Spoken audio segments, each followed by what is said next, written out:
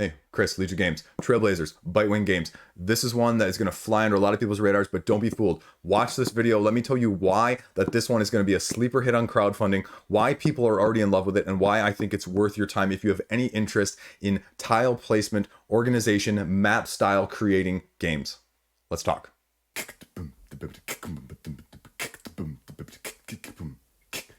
As the box says right here, puzzly route building style of game. If you have any interest in this type of game, I will argue right now that this one needs to be on your radar because it's already going to shoot up near the top of that list, even as it's not a final polished product. It's giving you 6 potential ways to play in terms of the solo as well as the regular version. The competitive. Now, there is no cooperative, as you're obviously building a route individually between 3 base camps that you are sort of sprawling out from a center point. And as you go round by round by round, you are gradually adding 1 camp each time. It's very intuitive, it's very difficult, it's very spatially oriented, but it is very rewarding in what it is putting out there. Let me show you exactly what it looks like and what it entails, and then I'll tell you my final thoughts.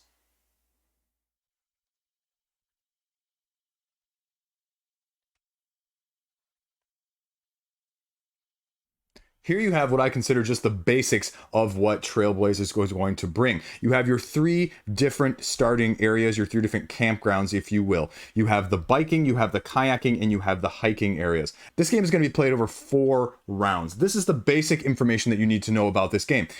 Over the first 3 rounds, you're going to be putting out one of these camping areas, and then you are going to be drafting 7 Wonders style from your hand 2 of these path trails and placing them adjacent to each other or to an already played camp area. And so what you're going to try and do is you're trying to make loops. You're trying to make actual paths that you can traverse as a walker to go out and then to make it back to the same base camp. And so they correspond to the color of the camp itself. Brown, brown, red, red here, and then blue, blue being kayak. And so at the beginning of the round, you're going to start out with a certain number of cards in your hand. I believe it's going to be 10, and you're going to draft 2 of them from your hand, lay 2 of them down adjacent to what's else out there. Does not have to connect or make connections that work, but you're going to be gradually laying them down, trying to make eventual loops so that it goes and starts from the same camp and back again to the end. And by doing so, that's going to be how you're going to score points, because what you do essentially is you count the number of spaces or the number of intersections here, the trail markers that they talk about, 1, 2, 3, 4. Anytime it bends or it intersects is counted a point. And then if you make it back to the very end here, actually that worked out well as the example, because then this is going to be a perfect illustration of what can happen, is you can actually overlay other trails that are out there. So at the end, this is considered 1 loop, and only full loops that both start and end at the appropriate base camp are going to score 1, 2, 3, 4, 5, 6 points.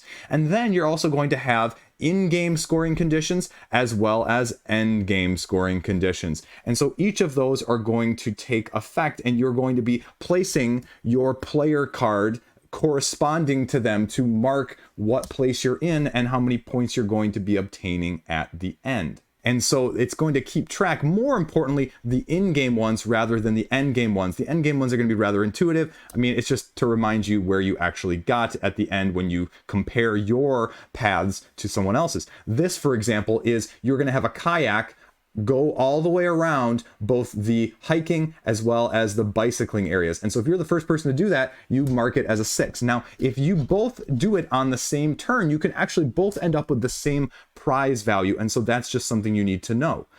That is the basic core of this game. And you do this over 4 rounds. So you're basically placing 8 of these every single time around, creating a map, and then at the end of the round you can place it anywhere here. So maybe that works with the adjacent kayak path I have there. And then I'm going to try, oh well, this one, maybe I want to start another loop right here so that I place it there, and then oh, I can maybe close this loop already. So now you can see I've already got 2 loops there completed, so that's not going to be a ton of points, but I won't lie to you, points are hard to get. Loops are sometimes very hard to close in these situations. Now you can see that I overlapped here. Some of the other variations that you will see will include these animals as well. And that's one of the main expansions, is talking about and placing animals on here in place of some of these other scoring conditions. That's going to change the game up, give it more variability, and give it a bigger variant from that aspect. And eventually you'll have the third area out here as well, or maybe we slide these over and you've got it adjacent there and you're putting down. And then the last round after all of these are out, you have one round where you don't put one of these down because you only have 3 in a 4-round game. And you're just gradually trying to connect these so that they start to go back. And it really is a game of optimization and priorities and how well can you actually fit this together. Because, oh, look, that doesn't make a lot of sense. But maybe if I had done this and put that there, and then maybe I want to loop it back around this way, and then can I get another blue that's going to help me here? Not really. So I'm going to put this up here maybe, and this isn't going to make any sense whatsoever.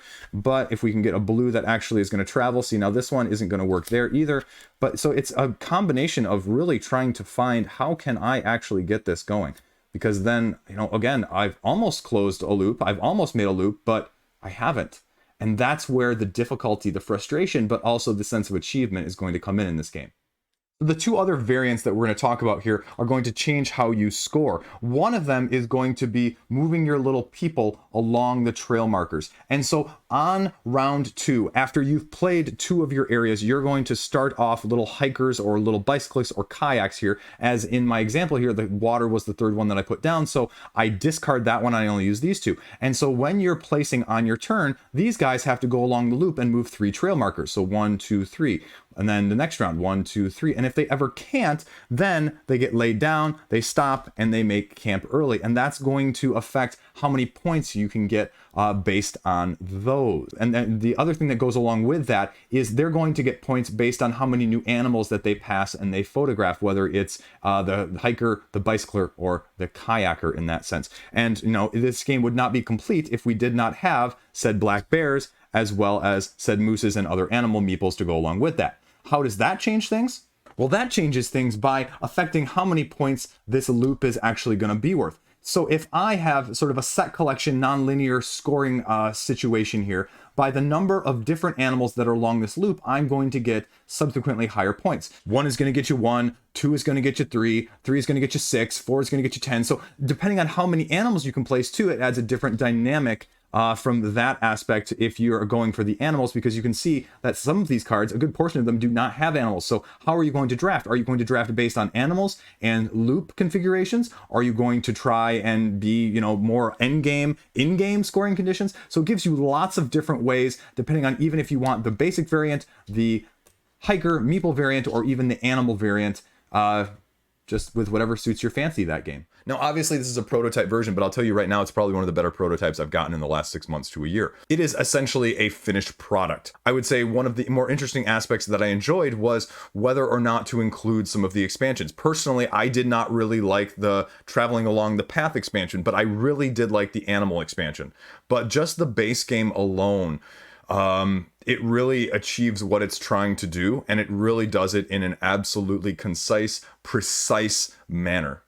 And let me be very clear, this is not an easy route building game. Too many route building games I've played, you know, it doesn't matter, you know, what the sides are, or, you know, how they all match up, or it doesn't necessarily matter like what all the sides match up or how the roads match up. It doesn't really affect things dramatically, you know, small minutia of scoring here and there. But this one, really every single tile that you're putting down can really make a big difference in terms of how those loops are. And it's so spatially oriented that this is one of those games that I dare say that I really enjoy playing, that I suck at. This is akin to me like Factory Funner when I did that review out earlier in the year. I am never going to be good at a game like this, but I'm always going to enjoy playing it. And that is a very, very special game. If you have those in your collection, you know what I'm talking about, right? Because those are games that you enjoy losing, if that makes sense. There are never quite enough tiles to do what you want. So there was also the dynamic that I saw last year in Land versus Sea, which I thought was an upgraded version of Carcassonne, to make you never quite sure enough of whether or not you can actually finish a loop in order to achieve what you want to achieve. Do I go for a shorter loop? Do I go for the ones with more animals, even though they're going to be a little bit harder to place and create the loops? Do I focus on one particular type of loop? I think the best aspect is some of those in-game scoring conditions and the end-game scoring conditions. Those are the dynamics that are really, really important, and they are utilized to the full extent. The main problem with this game, I'll say it flat out, is it's way too thinky for some people. Just like Factory Funner, it is going to be too much up here, because if you cannot take the time, if you don't have the patience, and this is why I'm not any good at this game, if you're like me and you do not enjoy taking patience to plan out your route, sort of 2 or 3 steps chess-like ahead, this game is going to frustrate you. Although you're going to be drafting from a relatively good-sized hand, it's still potentially at the whim of what your hand has as well. That's the other downside. The last game we played, if you put out the wrong camp and you end up with a bad hand of shuffle, like I put down the kayak camp and I draw all hiking and bicycle cards, well, I'm kind of SOL, which means then I only have a very limited supply of these tiles, essentially, as I'm going to call them, and I just can't connect anything. And then I'm going to have to be potentially overlapping already, which with some of the expansions, when you're counting them, or some of the scoring conditions, when you're counting them, anything overlapped is automatically like not counted or not as easily utilized. And so that becomes probably the biggest detriment. And that's going to drive people crazy, because you can't necessarily mitigate it as much in that way. I will say, as a second point of something I just did not like, is I did not like the moving along the routes, because it forces you to really focus on a route or 2 routes to immediately gain the most benefit. It doesn't allow you to necessarily,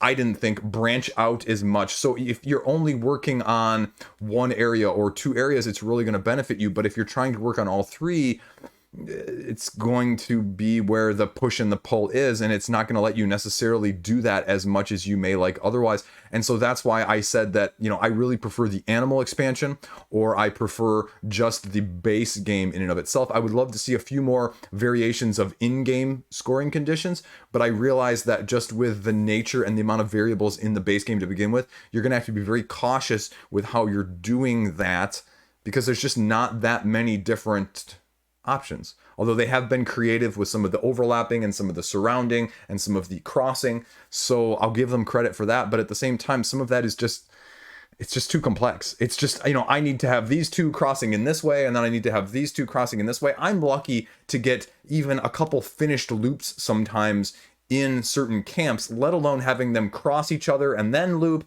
or loop all the way around the other 2 camps in order to get back. Like, you're just not going to have a chance to do that, or it's going to create such a paradox of scoring conditions in one or the other that you will not be able to achieve both of them, and you have to pick and choose. And in combination with the drafting, is going to frustrate people, because you're not going to have as much control. You're not going to be able to be as strategic as you may want to be or like in your games in the first place. Now, that being said, you may think with those criticisms that didn't like this game, like I mentioned, I love this game. This is a fantastic game, but this is not a game for everybody. Let me be very clear. When I talked about something like this, 9 Minute Kingdoms, you can play this with anybody. This is not going to be a game with anybody, because of the different degree of thought and, analysis paralysis potential that goes into the placement of this, with only so many different ways and objects you can place, and this, where there are just variation and spin after spin because of the amount of crisscrossing on even a single tile, and then the overlap, and are you going to overlay another tile? Are you going to put it separate? Are you going to advance the loop further and fill in the gap later? Are you going to just scrap that loop and try and get in a different objective? There's just so much going on from a spatial strategic standpoint in that sense, that is in your control, but also completely out of your control depending on what's passed to you next, that some people are just gonna play this game and go, you know what, I just can't get the hang of it. It's just not fun for me. It's not fun for me. I can see that factor being a letdown for people in that sense. But the game itself is absolutely finished, polished, and spectacular in what it's trying to do and achieve. So if it sounds good to you, you should really, really heavily be looking at this. And they've gone with the wooden meeples, which is nice, precise, and works well with the aesthetic. So I give them a lot of kudos with what they're putting out there right now. So when this one comes to crowdfunding, definitely give it a look-see, and let me know what you think. Thanks for watching. That's all I got. Stay classy. Have a great day.